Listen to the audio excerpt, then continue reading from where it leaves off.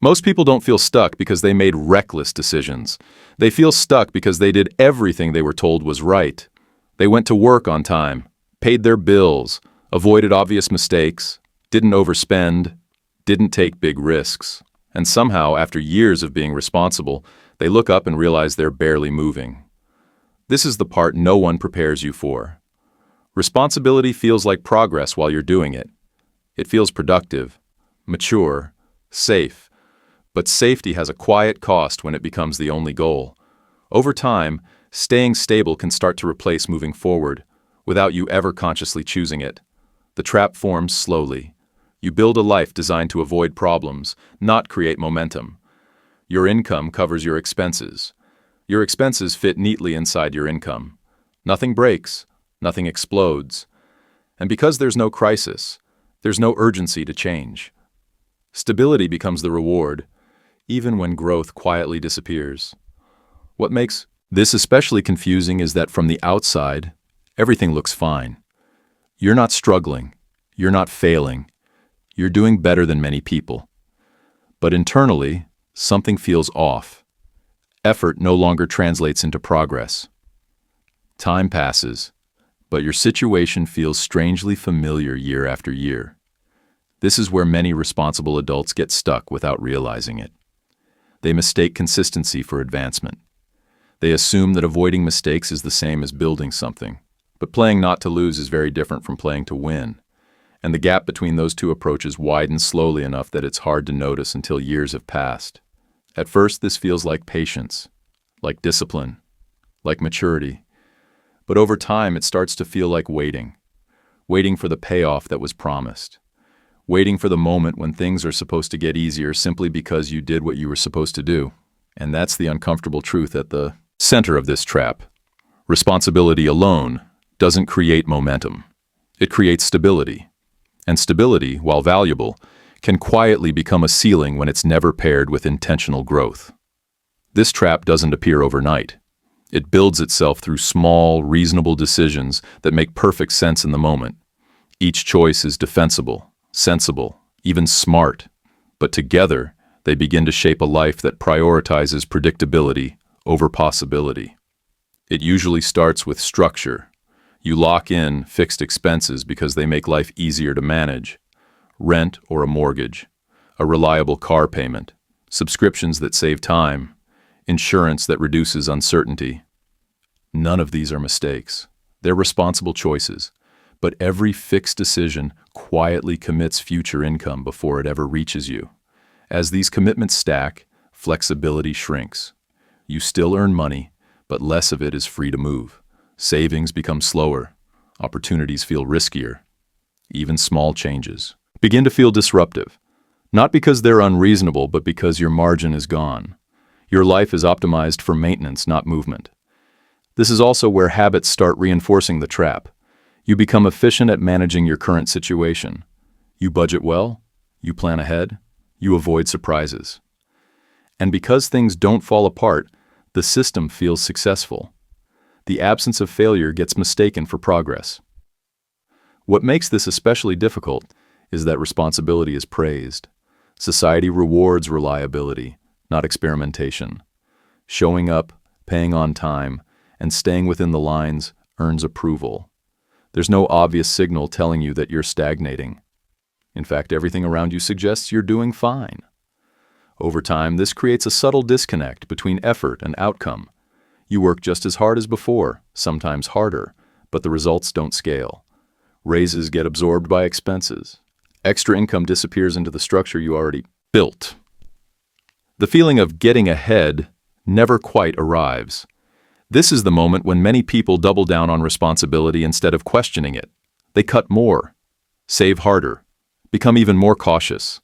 And ironically, this often tightens the trap further, because it reduces the very flexibility needed to create change. By the time this pattern is clear, it doesn't feel like a trap at all. It feels like life. And that's what makes it so difficult to escape. Not because it's dramatic or painful, but because it's quiet, familiar, and reinforced every month. At this point, most people respond in the same way. They assume the solution is to be even more responsible, work a little harder, spend a little less, plan a little better. On the surface, this feels logical. If progress is slow, discipline must be the answer. But this is where the trap tightens. When responsibility becomes the only tool you use, every problem looks like something that requires more restraint. You start optimizing for efficiency instead of direction. You focus on avoiding waste rather than creating leverage. And while this keeps things from falling apart, it rarely moves them forward. This is why doing more of the right things often produces diminishing returns. Cutting expenses beyond a certain point doesn't create freedom. It creates fragility. Saving more without changing structure doesn't accelerate progress. It just extends the timeline. You end up preserving a system that was never designed to scale. The hardest part is that this approach feels virtuous. Saying no feels mature. Playing it safe feels wise. Avoiding risk feels responsible. But growth almost always requires a temporary increase in uncertainty. Not recklessness, but intentional discomfort. And when your life is tightly optimized for stability, even reasonable risks begin to feel unacceptable. Over time, this leads to a subtle form of burnout, not the kind that comes from overwork, but the kind that comes from stalled momentum. You're busy, but not advancing. Careful, but not compounding. Responsible, but not progressing. This is also when comparison becomes painful. You see others taking paths that look less disciplined, yet somehow they move ahead. They change roles, start things, make shifts, and even when they fail, they gain movement. Meanwhile, you're still perfecting a system that keeps you exactly where you are. What's happening isn't a lack of effort or intelligence. It's a mismatch between tools and goals. Responsibility is excellent for building a foundation, but foundations aren't meant to be lived in forever. Without a phase where you deliberately introduce growth-oriented decisions, responsibility stops being protective and starts being restrictive. This is the turning point most people miss, not because they're unwilling to change, but because everything they've learned tells them that changing course would be irresponsible. Escaping this trap doesn't require abandoning responsibility, it requires redefining it. Real responsibility isn't just about preventing things from going wrong. It's about positioning yourself so things can go right. And that shift begins when you stop asking, "How do I protect what I have?" and start asking, "What am I intentionally building toward?" This is where direction matters more than control. Instead of optimizing every part of your life to be perfectly stable, you begin identifying areas where calculated growth makes sense. That might mean allowing temporary imbalance, less certainty, fewer guarantees. Not chaos, but space. The key difference is margin. Responsible adults in this trap often have just enough margin to survive comfortably, but not enough to change meaningfully. True progress starts when margin is treated as a strategic asset, not leftover money or spare time. It becomes something you protect fiercely, because it's what allows you to pivot. This is also where responsibility stops being passive and becomes active. Instead of reacting to obligations, you begin choosing which obligations are worth carrying. You evaluate commitments not by how safe they feel, but by whether they move you closer to where you actually want to be. At first, this feels uncomfortable.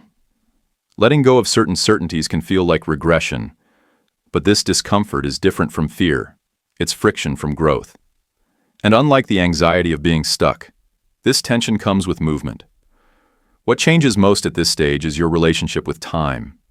You stop assuming that consistency alone will eventually pay off. You recognize that time amplifies direction, not effort. If you're pointed in the wrong direction, more years won't fix it. But if you correct course, even small shifts compound. This is when responsibility finally starts working for you instead of holding you in place. Not because you became less disciplined, but because discipline is now paired with intent. The responsible adult trap is convincing because it looks like success from the outside. Bills are paid, life is orderly, problems are managed. But inside, there's a quiet sense that something is missing. Not stability, but momentum. And recognizing that difference is the first step out. Healthy adulthood isn't about choosing safety over growth or growth over safety. It's about knowing which phase you're in and acting accordingly. Responsibility builds the floor. Intentional risk builds the ceiling.